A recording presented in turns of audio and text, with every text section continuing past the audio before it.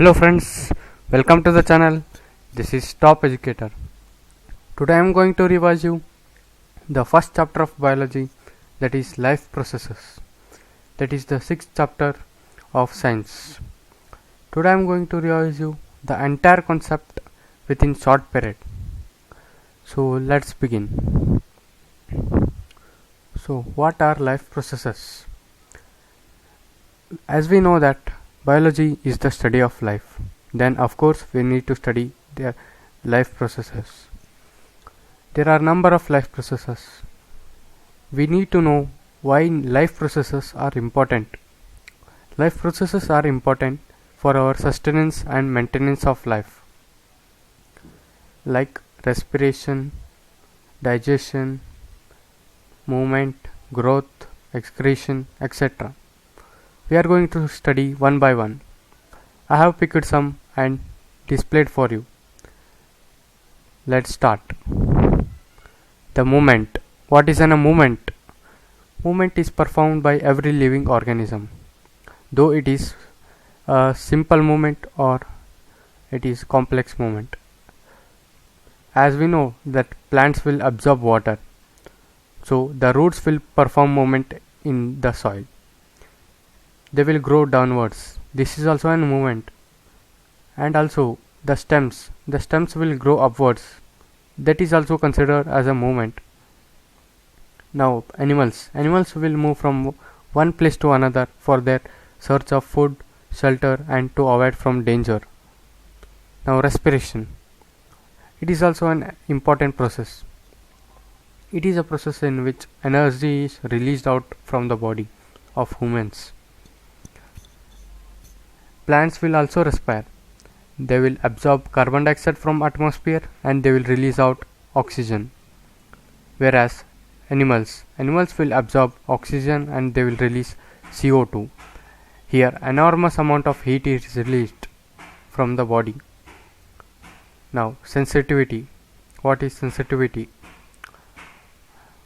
We will study about it deeper in control and coordination. I will explain you just the concept. We know that every organism will respond to an external agent. This is called response to stimuli. Stimuli is nothing but an external agent. Like if we touch any hot object, we will suddenly remove the hand. Why it happens? Because we will come in contact with an external agent which we feel that it is harmful. Plants will also show sensitivity, like they will respond to light, they will respond to heat, they will respond to chemicals, they will respond to water, etc. So next topic, that is growth. Growth is an important life process of every living organism. Like plants will grow by absorbing carbon dioxide, light and water and minerals from the soil. It is necessary for them for their sustenance and maintenance. They will absorb the food and they will grow. Animals will utilize the food and they will grow. Now excretion. What is excretion? As we know that if we take food, then there should be something process in which toxins should be removed from the body. So the waste products which are released out from the body is called excretion. Now in plants, the leaves store waste products and it will also be released from the resins and gums. Carbon dioxide is also a waste for human beings, so they will release out from nose. Now other waste products will be released in the form of urine and sweat. Next process, that is transportation. You know that there is a complex organisms present in the earth. One example is humans. In humans, it is a multicellular organism. There are many number of cells and there should be transportation of food to every part of cell. So this process is called as transportation. There will also be transportation in plants. It will takes place through xylem and phloem tissue. We will study deeper in next parts. Nutrition. What is nutrition? It is a process in which energy is utilized in the body. An organism will intake the food and absorb the food and utilized in the body. Like humans will intake the food, that is glucose, and they will absorb and digest and assimilate, and also at last it will excrete from the body. Here there will be utilization of nutrients in the body. It will help in performing different chemical reactions and giving energy to different cells. In plants, what happens in plants is that plants will prepare their self food by taking CO2, water from the soil and nutrients from the soil, and by absorbing light. We will study in deeper in the next parts. So let's start nutrition. As we already know that there are basically two modes of nutrition, that is autotrophic and heterotrophic. What is autotrophic nutrition?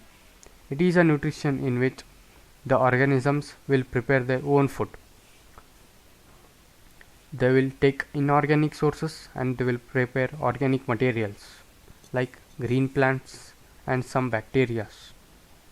Now, heterotrophic nutrition. It is a nutrition in which organisms will depend on others for food, like animals, fungi, and others.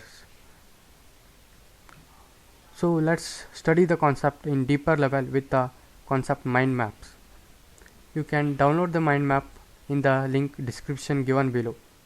It will be so helpful. Nutrition. There are basically two modes of nutrition. One is autotrophic and one is heterotrophic. We have studied the autotrophic and heterotrophic. In autotrophic there are basically two types. One is photosynthetic and other is chemosynthetic. What is photosynthetic? It is a process in which plants will prepare food by photosynthesis process. What is a photosynthesis process? It is a process in which the plants will take sunlight and they will absorb carbon dioxide, and you can observe here the leaf, that is it will absorb sunlight, carbon dioxide and water through roots, and minerals are also absorbed through roots. Then what the products are formed is that carbohydrates and oxygen. This process is called as photosynthesis. Now, chemosynthetic. What is chemosynthetic? These are organisms which will prepare food by chemicals. Like basically some examples are nitrogenous bacteria. They will absorb nitrogen and they will prepare food. Now, what are the products formed in photosynthesis? In photosynthesis, glucose is formed, and extra amount of glucose which is present in the plants is stored in the form of starch, and whenever required. Now let us study about what are the raw materials required for photosynthesis.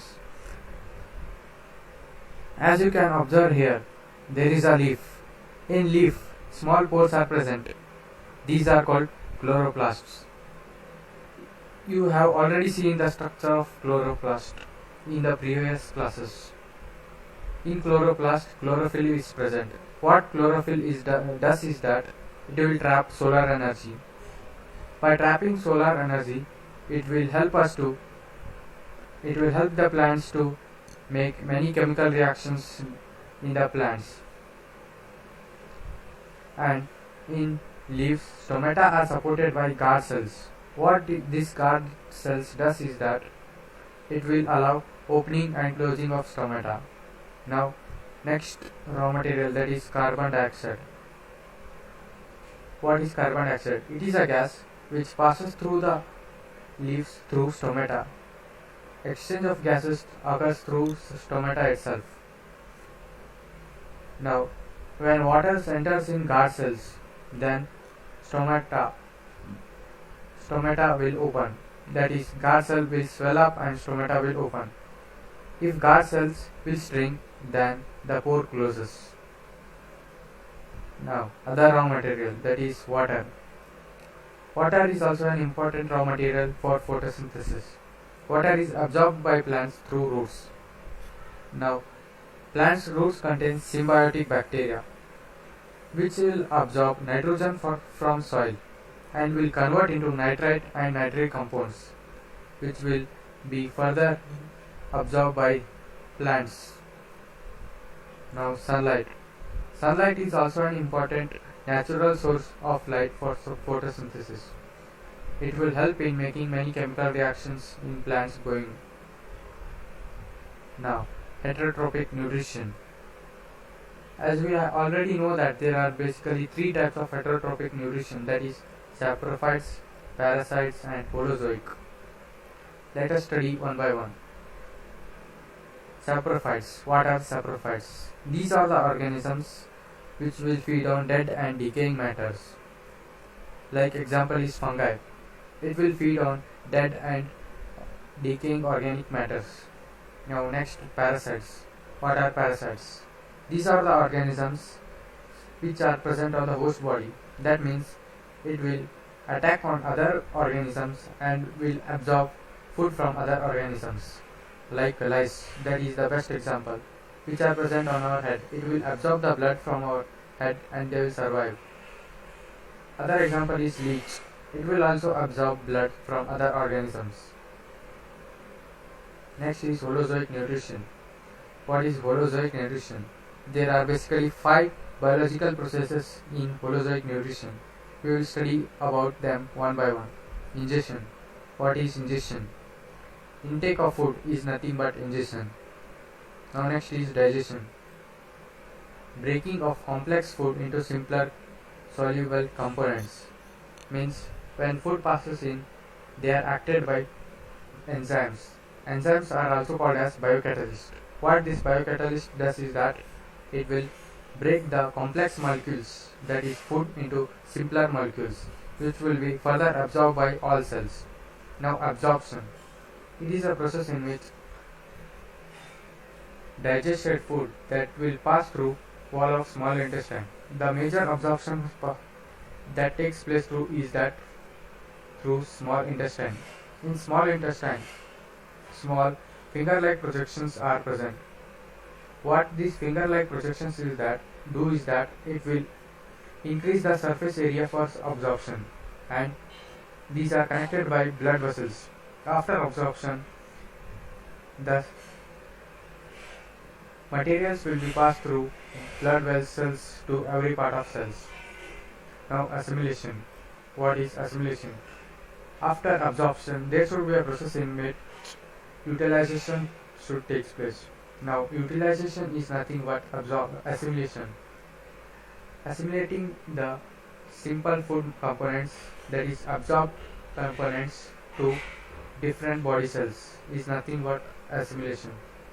After all these processes, there should be a process in which toxic substances should be removed out from the body. This process is called egestion. The elimination of undigested food through as feces. Feces are nothing but waste products which is excreted out from the body. Now, how nutrition takes place in unicellular organisms. We have studied about multicellular organisms. Similarly, in unicellular organisms like amoeba, assume this as an amoeba.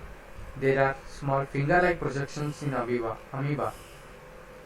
These finger-like projections are called pseudopodia. When an amoeba sees a food particle, then it will stretch its pseudopodia over it and it will form a food vacuole in it. After forming a food vacuole, the food is absorbed in the body and digested and assimilated. Further, the waste product is sent out through a particular any spot of the body. Now, paramecium. Paramecium is also a unicellular organism. Food is collected by cilia in paramecium. Assume it as a paramecium. There are hair-like projections present in paramecium. These projections are called cilia. Food is collected by these cilia and sent in through a particular spot. That spot is called oral groove or mouth. Here, assume it is a oral groove. From here, food passes in, digested and after ingestion, digestion, absorption, assimilation and adjusted through any part of the body. You have learnt everything about nutrition in just one mind map. You can download this mind map through the link given below. Please don't forget it. And thank you friends, and please subscribe to my channel to get new notifications of new videos. You will get the next part in few days. And please don't forget to download the mind map so to revise you within short period. So